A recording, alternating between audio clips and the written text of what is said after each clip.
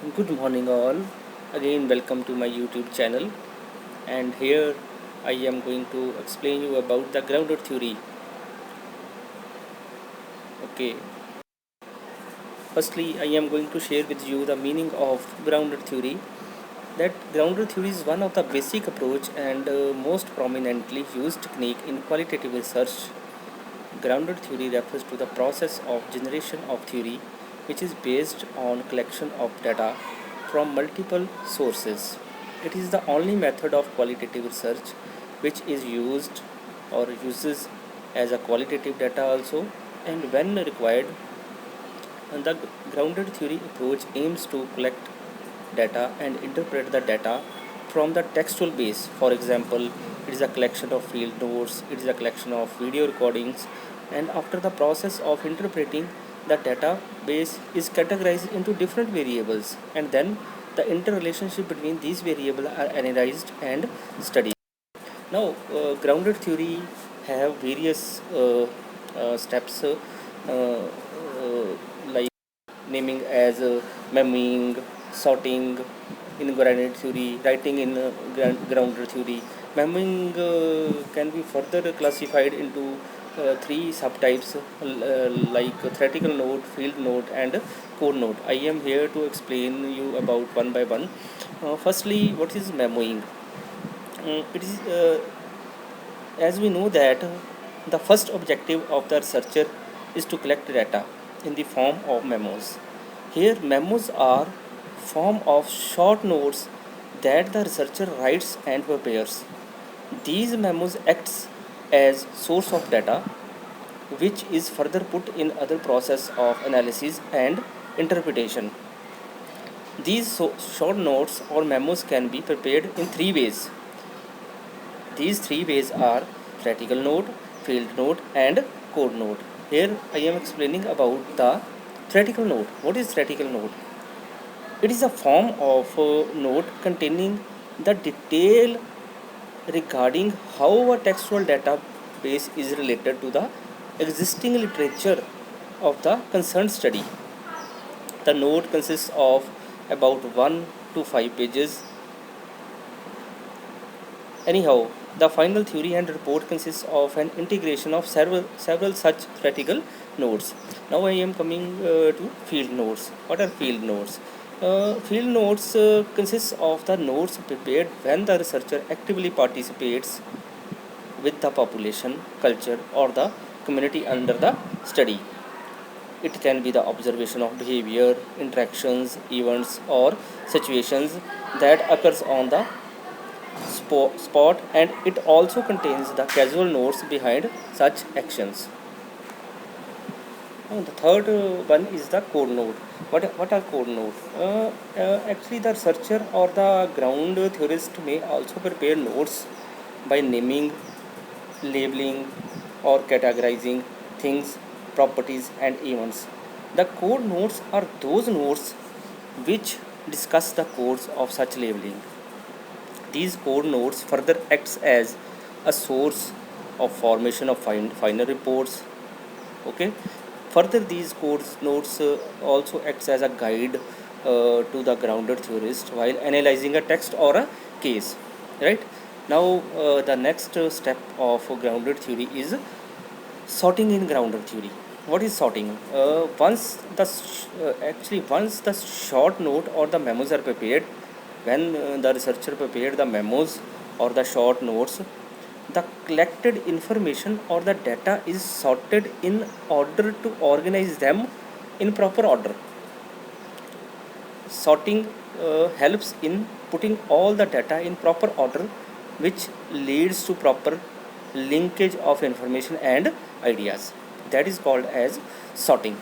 Now, the last step in grounded theory is the writing in the grounded theory. Writing actually after the memos are when the memos are sorted, the next stage toward preparation of theory is writing. The grounded theorist arranges, relates, and puts the collected information into the words. Therefore, in this step, the researcher tries to give a shape as well as meaning to the relevant data. This may be said to be crucial stage, as it is in this stage. This is the stage in which the researcher interprets the information on the basis of his own perspectives,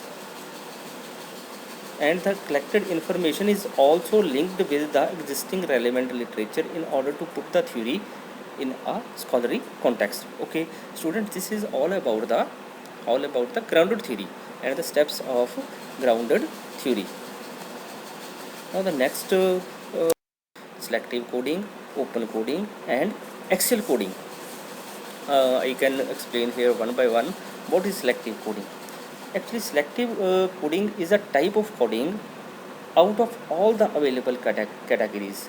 The ground theorist selects one category to be the center or major one, and then tries to relate the other category with the selected major categories.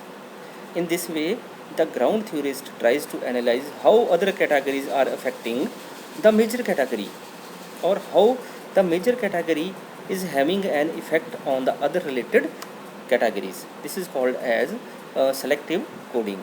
Now I am coming to open coding. Second type of coding is the open coding. Actually, what is open coding? Open coding is the process of identifying, labeling, and analyzing the phenomena found in the text.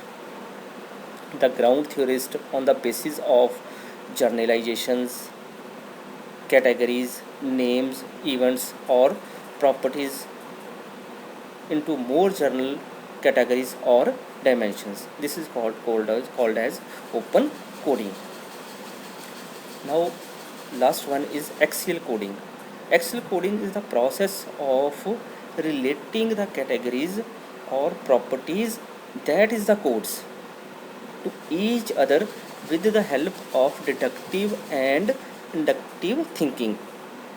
The ground theorist or the researcher tries to analyze the causal relationship between these variables, that is, which one of the code is the cause and which has led to the occurrence of the other code.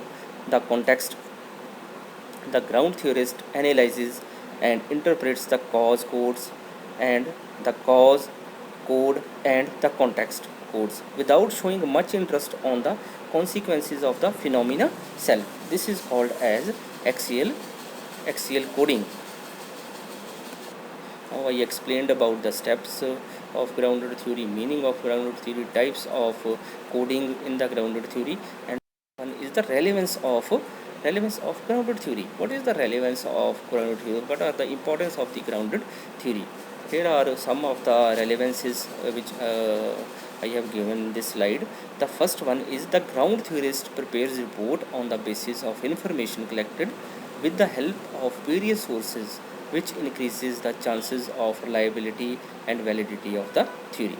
Next is the ground theory approach gives an opportunity for exploring the fact and analyzing the causal reasons behind those facts.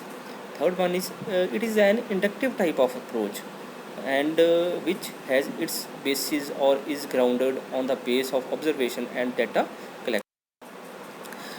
It is the grounded theory approach provides a base to specify how a knowledge base should be changed in light of new information. And last one is the grounded theory data, often categorized data, which further forms a basis for organizing and reporting result. So this is all about the relevance of grounded theory. And last one is the implications of grounded theory. What are the different implications? As grounded theory has so much useful in the field of qualitative research, so it has so many implications. The first implication is it is often used in formulation of policies, program evaluation of research, and it is very effectively used in solving the unanswered questions. Second one is it is the approach which can be used to analyze the consumers' demands and preferences in the existing market. Next, it is an approach which can also be used to analyze product positioning and advertising opportunities. Okay, and it is one of the best theoretical approach that can be used in the field of education, management, human study, information study, politics, and communities, etc. And last but not least, it helps in understanding, analyzing, and describing human psychology and experience. So students, this is all about the relevance and implications of the grounded theory. Hope you enjoyed the video, and for any query, please feel free to contact me at any time. Thank you so much, students. Thank you for watching my video. Thank you very much.